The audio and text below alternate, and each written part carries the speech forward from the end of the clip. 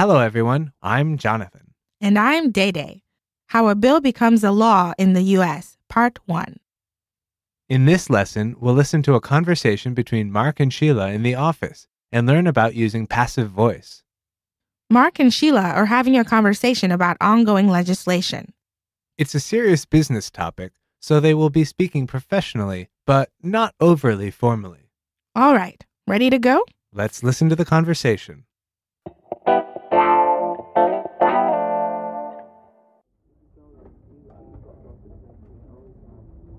Hey, Sheila, could you tell me what you know about this new tax bill? Well, it's an extension of the payroll tax cut. It was passed last time with bipartisan support, but this time it's more complicated. How so? If I remember correctly, the bill was amended and a bunch of earmarks were added. Exactly. There were earmarks added by both parties while it was in committee.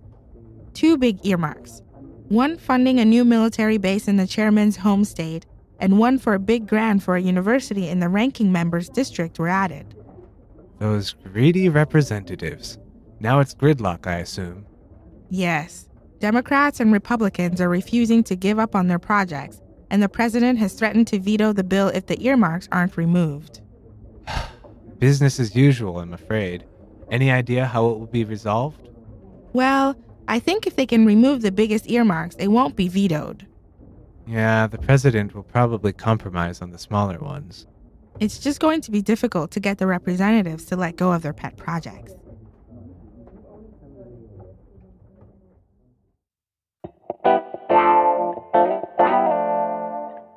Politics are complicated. Very true. Democracy can be messy.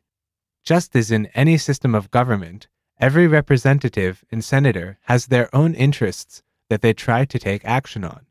This results in a lot of time being spent in the House and Senate on what are essentially local or state issues.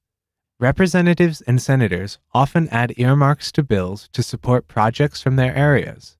Don't they have their own governments to deal with those issues? They do. That's why many people want to eliminate earmarks. They feel that the national government and taxpayers should not pay for local projects. Of course, on the other hand, others believe that this system helps provide national assistance to areas that cannot afford it themselves. I guess that makes sense. But what happens when they disagree? Well, especially when one party does not have a large majority, the minority party can slow down the actions of the majority party by opposing everything they propose. This wastes a lot of time and is referred to as government or political gridlock. That does not sound fun. Oh, it's not. It's extremely frustrating and gives Washington, D.C. a reputation of not being able to get anything done. Kind of like you in the morning? Well, at least until I have my morning coffee. Want to move on to the vocab? Sure. The first word we shall see is bill. A proposed law or action being considered by Congress. Bill. Bill. Next, we have bipartisan.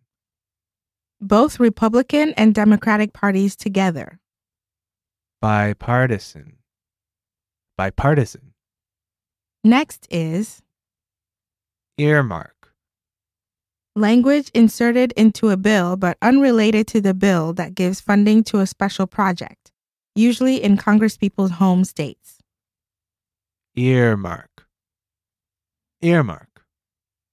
Next we have chairman. The head of a committee. Chairman. Chairman. Next is to amend. To change a bill or other political document. To amend. To amend. Next we have ranking member. The most senior member of a committee from the party in the minority, with less than half the seats. Ranking member. Ranking member. Next is gridlock. When no progress can be made because conflicting sides will not cooperate. Gridlock. Gridlock. Next, we have veto, a presidential action canceling a law that Congress passes. veto, veto. Next is To let go, to release, to abandon, to leave alone. to let go, to let go. Next, we have Tax cut, a reduction in taxes, an elimination or lowering of tax rates. tax cut, tax cut. Let's have a closer look at the usage for some of the words and phrases from this lesson. The first word we'll look at is Tax cut, a reduction in taxes, an elimination or lowering of tax rates. how is it used in the dialogue? Sheila says, well, it's an extension of the payroll tax cut. The payroll tax cut is a particularly large tax cut that lowers everybody's taxes. It is very popular, and without it, everyone would have to pay a lot more out of every paycheck. So, if it is so popular, why is it difficult to extend it? Good question. Sometimes Congress tries to attach other items to the payroll tax cut extension bill. Because the tax cut is so popular, Congresspeople feel that if they attach their amendments to this bill, they will pass automatically. So, when they do that, it causes gridlock? Exactly. So what's our next phrase? To let go. To release, to abandon, to leave alone. Sheila says, it's just going to be difficult to get the representatives to let go of their pet projects. As we learned, to let go means to leave alone or abandon. A pet project is a project that someone pays an unusual amount of effort and attention to. Even if it is small, a congressperson's pet project may be the biggest issue for that individual. This makes them unwilling to ever let go of it. Often, pet projects are funded by earmarks and supported by the people from his or her home district or state. I think that my pet project is making English learning fun and effective with EnglishClass101.com. That's a pretty good pet project to have, and I hope you never let go of it. And I don't think it will even result in any gridlock. I hope not. In this lesson, we will be focusing on using the passive voice. Yup. Sheila said, it was passed last time with bipartisan support.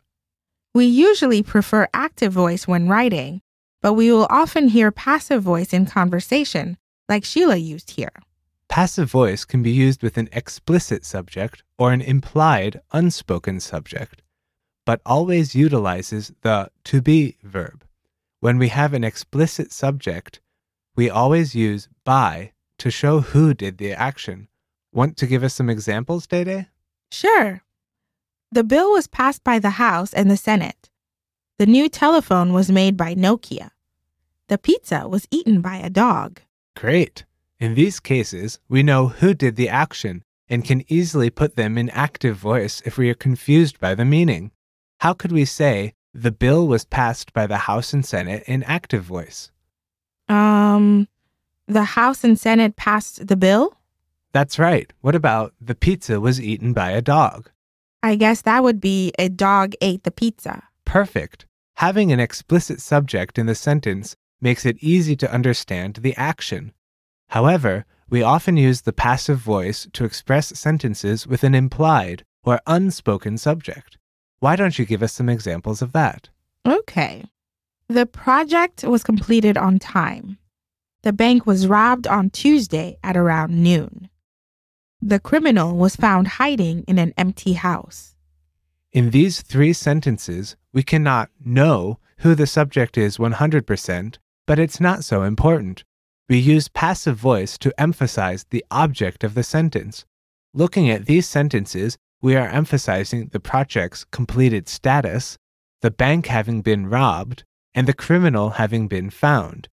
It is not so important who completed the report, who robbed the bank, or who found the criminal. Right. Usually we know the answer to these questions based on context surrounding the sentence. Let's go back to Sheila's comment. Sheila said, it was passed last time with bipartisan support, during a conversation about the House and Senate's actions. In this case, based on context, we can understand that the subject of the sentence is the House and Senate, and therefore we could also express the sentences as the House and Senate passed the bill last time with bipartisan support. However, because the emphasis of the sentence is that the bill was passed, we use passive voice to show this. Try and avoid using passive voice when writing, but use it to sound natural when having conversations and emphasizing the object of action. Try reviewing the examples here and in the dialogue to find more times where passive voice is used. And I think with that, our lesson was completed. Well, that's a bit awkward, but you could say, Lesson 12 is finished. Great. We hope to see you soon for our next lesson. See ya. Bye now.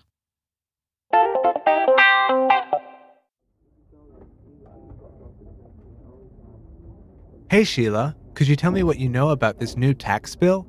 Well, it's an extension of the payroll tax cut. It was passed last time with bipartisan support, but this time it's more complicated. How so? If I remember correctly, the bill was amended and a bunch of earmarks were added. Exactly. There were earmarks added by both parties while it was in committee. 2 big earmarks. One funding a new military base in the chairman's home state, and one for a big grant for a university in the ranking member's district were added. Those greedy representatives. Now it's gridlock, I assume. Yes.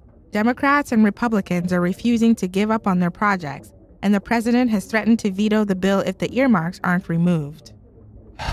Business as usual, I'm afraid. Any idea how it will be resolved? Well, I think if they can remove the biggest earmarks, it won't be vetoed. Yeah, the president will probably compromise on the smaller ones. It's just going to be difficult to get the representatives to let go of their pet projects.